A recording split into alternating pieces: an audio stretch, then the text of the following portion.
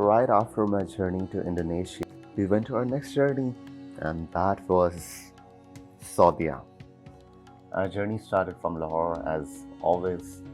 Came to the plane, and it was quite an interesting plane with no vents for the air conditioner. And our journey was throughout the night time, and it was quite an eventful flight. There were some knock competitions going on in our plane.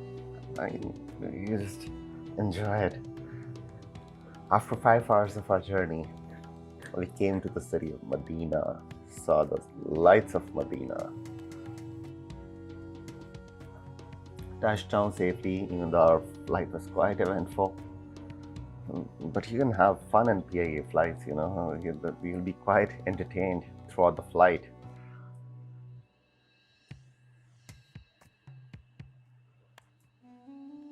And the airport of Medina, you can see, beautiful.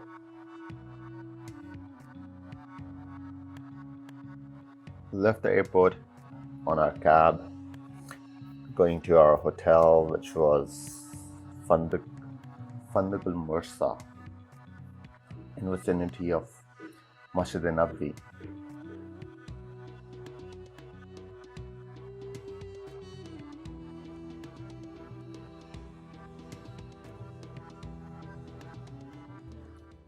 After 15 minutes, we got to the vicinity, and you see Nabawi Mosque. How do you feel about that when you see this mosque? Have you been there? How do you feel about it?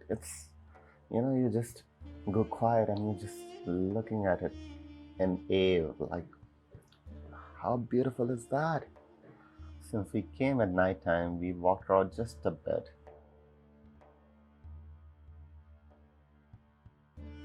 And the hotel view that we got from the window was of mountain of Uhud.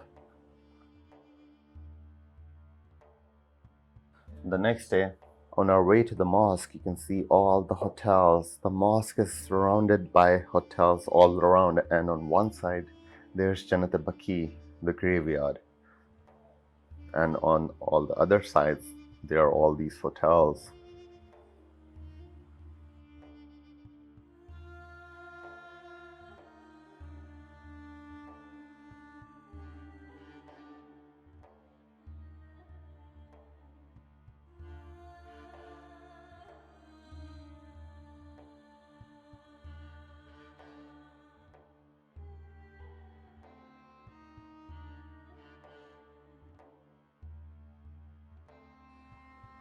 And you come inside the mosque, it's, it feels like you're in a magical place. I don't even know how to explain it in words. You can see it for yourself. Some fun facts I'll tell you about the mosque. The mosque has 42 gates from which you can enter inside the vicinity. Outside, I think it's 380 or 392, something like that. And this mosque has the capacity to hold about 600,000 people, which is 6 lakh people at a time. Wow. And the covered area of this mosque is 82,000 square meters. And all this golden that you see inside the mosque is gold plated. It's actually painted with gold. How amazing is that? Do you know about all of these fun facts?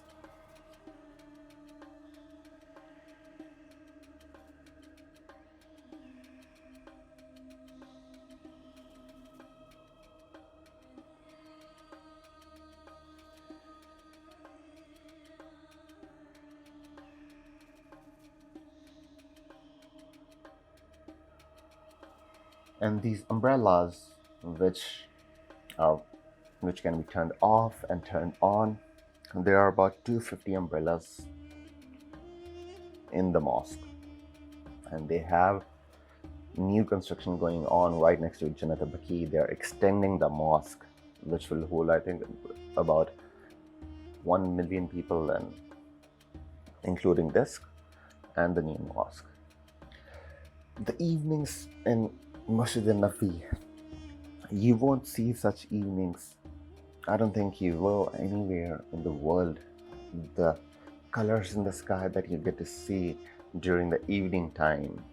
If you're a man, I would suggest you to pray the evening mosque or maghrib on top, on the roof. You'll see the colors of the sky, you'll see the gradients, the golden, the orange, the blues, the magentas. You'll see it all and you will just love it.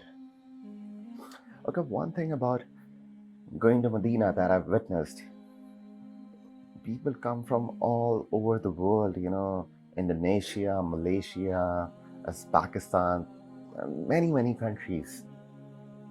And there are, like many countries, there are many restaurants from those countries. Like, there's Malaysian restaurant, there's Italian restaurant, there's Indonesian restaurant.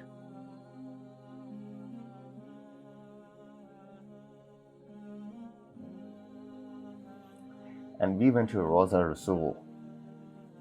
There's this app, Nosk, from where you can book an appointment to pray inside the Rosa. You can pray over there, you book through the app, you'll get the time, you'll go in, you'll pray over there. So when you're over there, make sure you do that.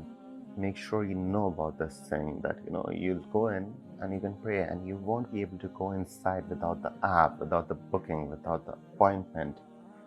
Please make sure when you're there, you don't forget to do this thing.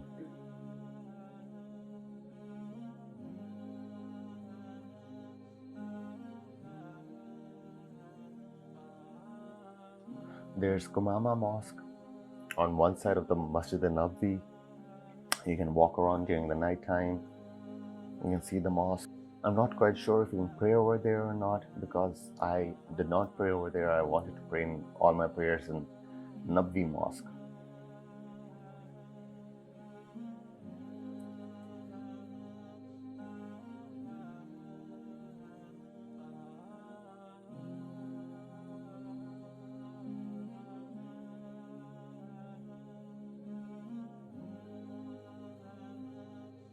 And the Medina Square.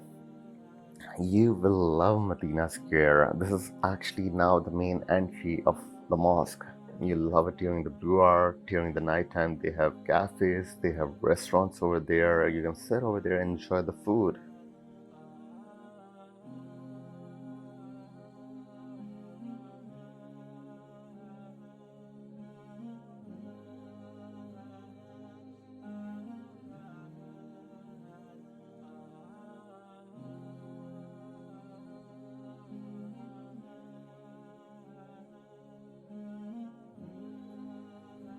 They got a lot of construction going on in Medina vicinity, and we are again at the Medina Square during the daytime.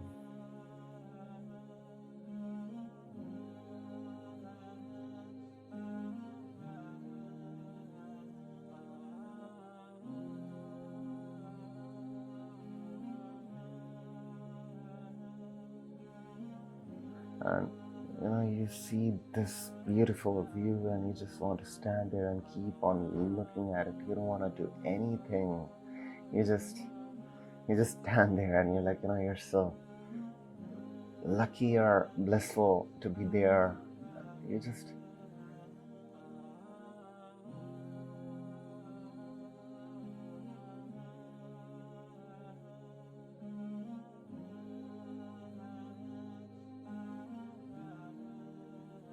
During this time, we are going to Rosa Rasul now. You can go there anytime, any day. But I would suggest you to go there around 10 or 11 in the morning, since there's a lot of gap between the prayers. A lot of people go back to their hotels or their houses. It's really less crowded other than Fridays. Make sure you go there on a weekday. As you can see from this video, it's not crowded. Otherwise, it tends to get really crowded over here. So the less the crowded, the better. You can actually pray over there, like recitation. You cannot pray prayer over there, but you can recite over there, less crowded, you can see everything clearly. It is better for you. I would suggest you to go there during 10-11, other than Friday.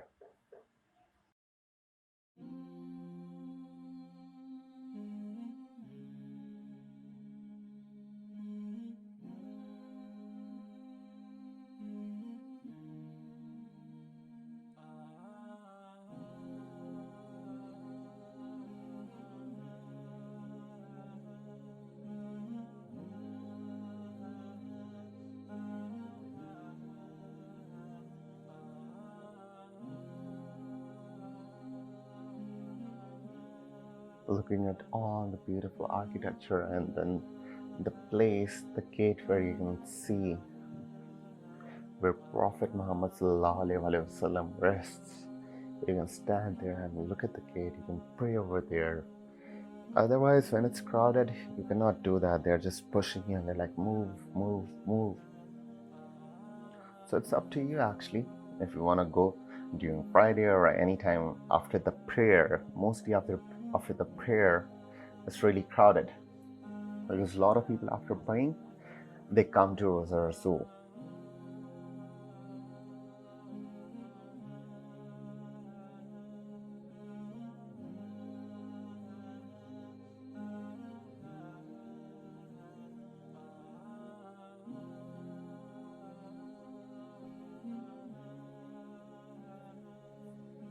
You go from gate 1 and you come out the other gate. I forgot the number of the gate from which you come out.